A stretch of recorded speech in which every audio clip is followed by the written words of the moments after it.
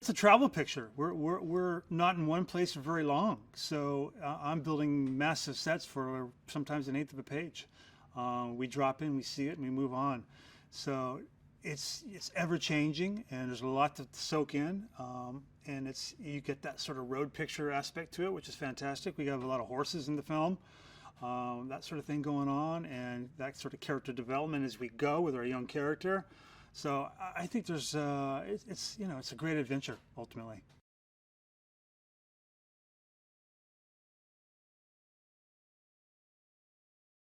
The Eagle's Nest, which is where we first find our elders in the Eagle Clan village, and we basically built a nest inside of a high tension cable tower, and basically nestled all the sticks within it and everything like that.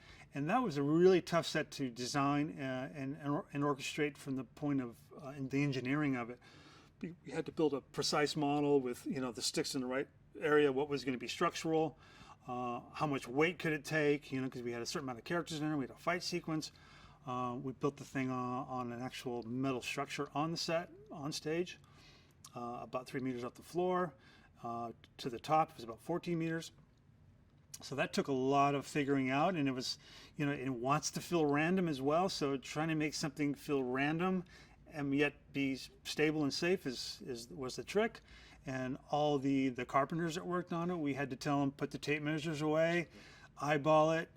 Nothing wants to be a straight line if you can help it. No straight corner, no perfect corners. Just forget what you know and try to make it really loose. And that one I think really came out well.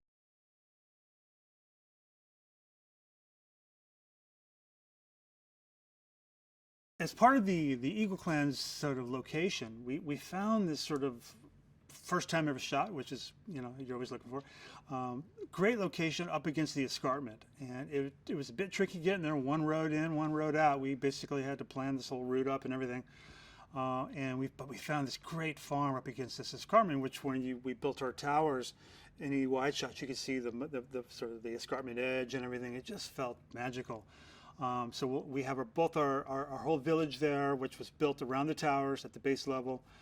We built that whole thing. We built 10 different hut shapes, a garden, fish racks, because that's part of what they do. And as part of they have the eagles sort of fish for them. So they arrive with fish in their talons, and they hang them on racks, and they fillet them and these sort of things.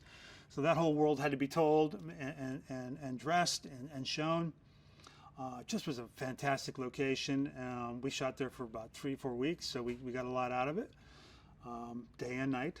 And then in the end, when the marauders, the bad guys show up, we have to burn the place down. So we actually did burn some huts, did some controlled fires as well. So it was, it was well-rounded set piece that I think really showed the location well.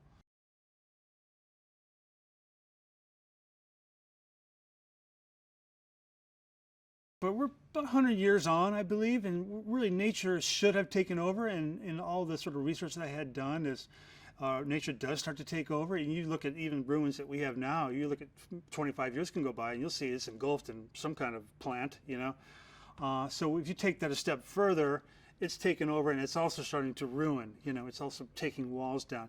Now, sometimes you have to do a little creative license there because there's so little left. It's like, what are we looking at? So we backed off that sometimes so you can actually have some architecture to look at and we can sort of react to and play with like that. So it's kind of the Bible for that was always a little bit of a moving target because, what was probably reality wasn't always exciting visually. So that we kind of played with that a little bit in terms of what was overly greened. And I'm sure in post too, we'll play with that a little bit and pushing that and pulling that a little bit.